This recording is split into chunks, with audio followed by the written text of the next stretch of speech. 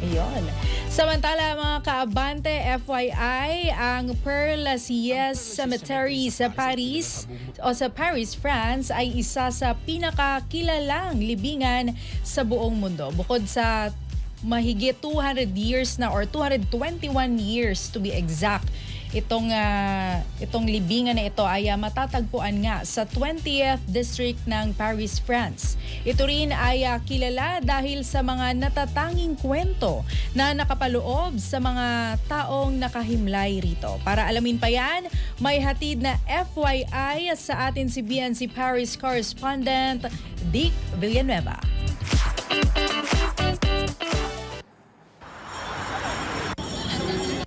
Ang Père Lachaise Cemetery sa Paris ay kilala sa buong mundo dahil bukod sa mahigit 221 years na itong nakatirik sa 20th District ng Paris, ay maraming kakaibang kwento sa likod ng mga nakahimlay dito. Bukod sa huling hantungan ng mga mamamayang Frances, dito rin nakalagak ang mga labi ng ilang celebrity at politicians.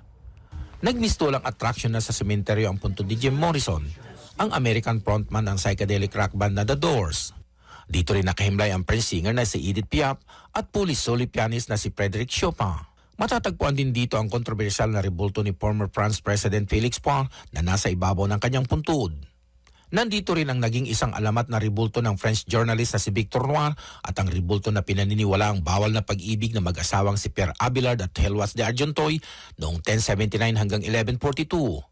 Dito rin matatagpuan ang memorial tomb ng Air France Flight 447. Noong June 1, 2009, nag-take off ang Air France Flight 447 mula Rio de Janeiro Airport papuntang Paris Charles de Gaulle Airport pero bumagsak sa Atlantic Ocean. Namatay lahat ng 228 na pasahero at crew ng eroplano, kabilang ang isang Pinoy seaman na si Arding Jugueta Sr. Ayon sa naulilang asawa ni Jugueta Sr., wala pa ring linaw ang investigasyon 16 na taon man ang nakalipas.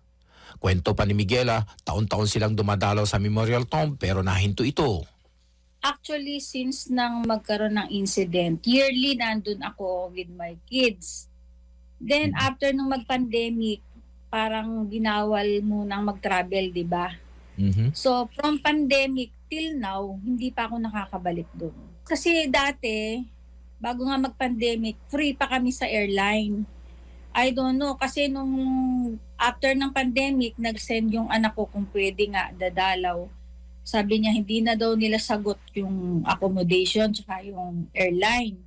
Medyo malaking gastos. Pero sabi ko nga, kahit ako na lang, di baling shoulder ko dahil gusto ko rin namang mapuntahan. Pero babalak ako this year, by next year, although pang 17th year niya, balak kong pumunta kahit ako lang mag-isa. Dinadalaw din ng miyembro ng Knights at Ladies of Rizal France ang Memorial Tomb upang alayan ng bulaklak ang tapat na nakaukit na pangalan ni Arding Jugueta Sr. Nagtirik din sila ng bandila ng Pilipinas bilang pagkilala sa kanya na isang OFW na bagong bayani. Pasasalamat kasi bilang Pilipino, di ba? Andun yung ano nila na alayan siya. Although kami malayo, dadaan dito sa Pilipinas. Prayers ang ano ko. At nagpapasalamat ako sa kanila.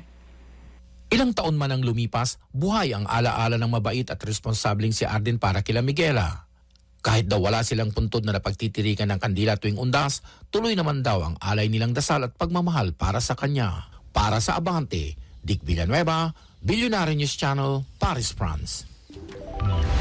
Ayan, so partner, nakarating tayo sa Paris. Oo, ngayon, para na rin tayong ipinasyal sa Paris, France. Salamat sa report na yan ni Oo. Dick. At may kwento pa sa bakit daw naging alamat yung statwa ng journalist doon sa puntod. Apparently, sabi ni Dick, yung mga hindi nagkakaanak, hinahawakan nila yung ari ng statue and then parang naging may milagro siya at nagkakaroon sila ng babies. May ganun. So may ganung kwento sa. At bukod yan, yung mga biktima nung flight na bumagsak, diba? So, Yes. talagang buong mundo nanood at naging engrossed sa balita na yan ng mga panahon na yun. At meron nga tayong isang kababayan na nasawi kasama ng flight na ito, isang seaman. So, hanggang ngayon, parang sabi dun sa interview niya, yung asawa, hindi na nakakapunta since pandemic. Grabe ang tagal. Medyo na rin. Matagal-tagal. Kasi nga, wala na silang puntod na pupuntahan. So, yung memorial tomb na ito, doon na lang sila nagtitirik ng kandila. Pero malayo masyado from Pilipinas, pupunta ka pang Paris. Para magtirik, para tuwing undas. Diba? Pero, yun nga, ito yung coping mechanism ng pamilya.